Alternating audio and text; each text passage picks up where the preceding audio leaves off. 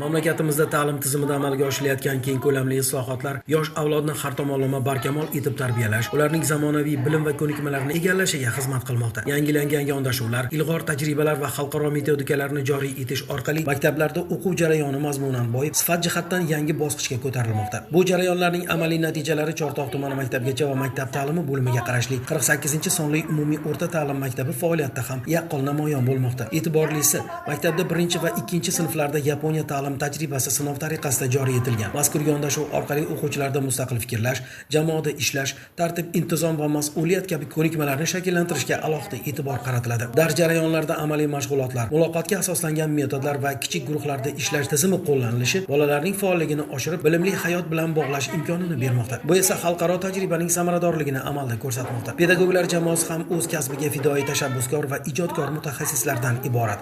Ular darslarda yangicha uslublarni qo'llab, har bir o'quvchining qobiliyatini ro'yobga chiqarishga intilmoqda.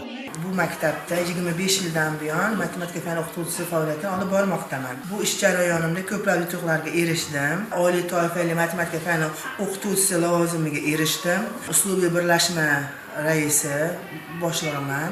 Undan tashqari ayrim fanlarga chuqurlashtirilgan sinflarda 20% ustamaga egasiman. Xalqaro SAT jamg'armasida 50% ustama olaman. Hozirgi kunda 12 million oylik maosh bilan ish faoliyatimni olib bormoqdaman. Buning uchun yurtboshimizga o'z minnatdorchiligimni bildiraman. Maktab o'quvchilari esa fan olimpiadalari, ko'rik tanlovlari va sport musobaqalari hamda ma'naviy ma'rifiy tadbirlarda faol qatnashib, munosib natijalarni qo'lga kiritishmoqda.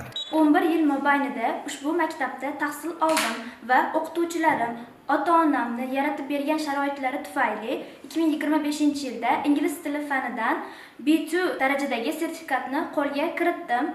Shu bilan birga ona tili fanidan A darajadagi sertifikatni qo'lga kiritdim.